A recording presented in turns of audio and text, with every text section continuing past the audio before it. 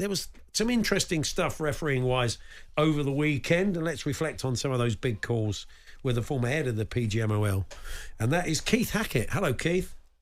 Hi, good to be on your show again. Yeah, good to talk to you, Keith. Quite a controversial weekend, really. It was. Increasingly, though, Keith, you see decisions, and within law, they're absolutely the right decisions. But as I think our own Danny Murphy touched on Match of the Day, you see penalties given, you think, really, is that what it's become? Is that a penalty now? I mean, it probably, even in your days of refereeing, some of the ones we see wouldn't have been a penalty.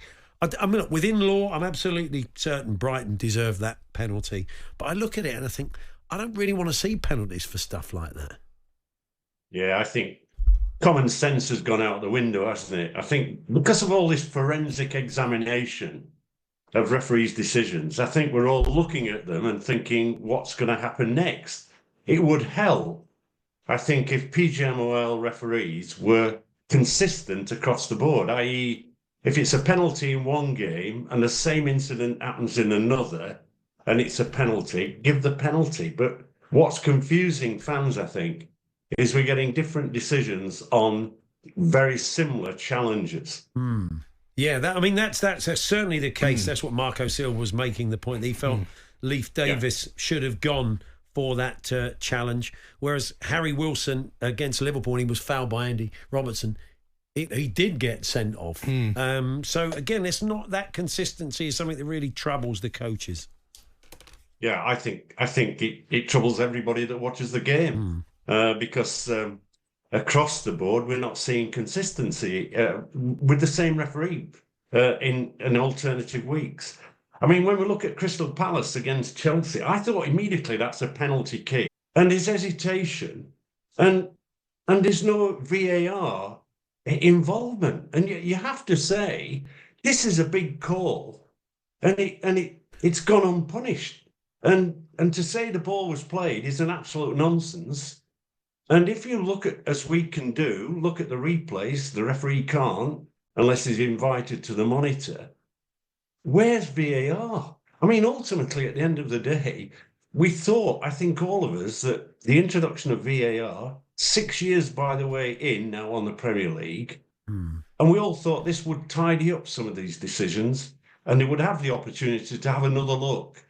But they're having another look and still not coming to the conclusion that the referee should actually look at the monitor. I think the Crystal Palace Chelsea one stands out a mile. Oh, I agree. I mean, he got a toe on the ball, then he fouled Neto, and Neto would have regained control of the ball. It was a definite penalty. You've seen, in your own instinct, you just go penalty like that when you're watching it, and it's so frustrating. And then yet the other day they had one against Ipswich where it clearly wasn't a penalty. I mean, Delap was going down. The last thing he did was make sure his foot caught Jorgensen, and he got the pen. And it drives you potty. It really does. Thank you, Andy from Chiswick. Because But then the other thing they need to sort out, Keith, is the handball laws. I know before they were no good that the goals were being disallowed for pointless. But that one on Saturday with Joel Linton, that is never going to be a goal ever unless he handles it. Yeah, and you're absolutely spot on. I mean, I've been saying it now for a couple of years that the law and the way it's written leads to confusion and inconsistency. And, we're allowing the referee in the middle. Yes, he's there, he judges, and he's judging, is the silhouette larger? But what they're not doing is taking into account the actual movement of the body, and the hands are part of the balancing act. Yeah. But they're also not judging the crafty hand out, pulling, he's handled the ball, he's got what he's achieved. And I look at it and I'm thinking, you come away confused because the referees are confusing it.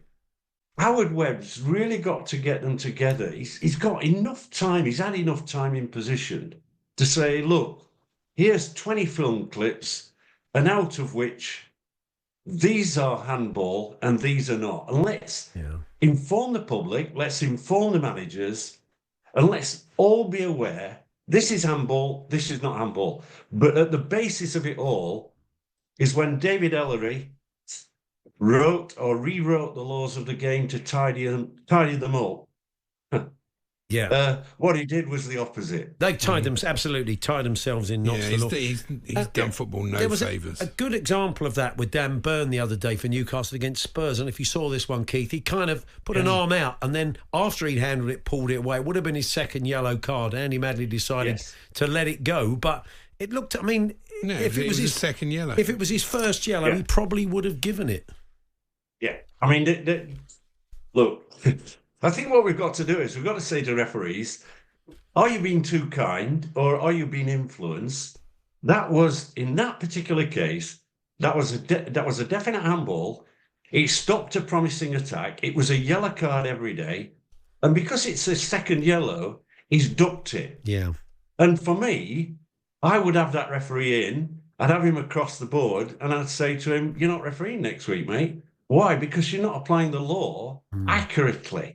We seem to be becoming tolerant to some degree of these errors, whereas I think in my day, I would have the likes of Alec Ferguson, Brian Clough, Don Revie, all these guys, they'd be in my dressing room at the end of the match, giving me hell if I made those mistakes. But we seem to go from one week to the next with no real improvement. And this is the problem.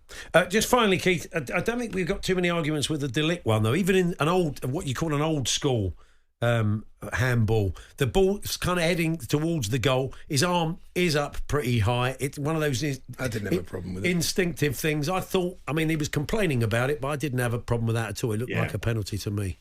Yeah, I mean, that was handball. There's no question about it.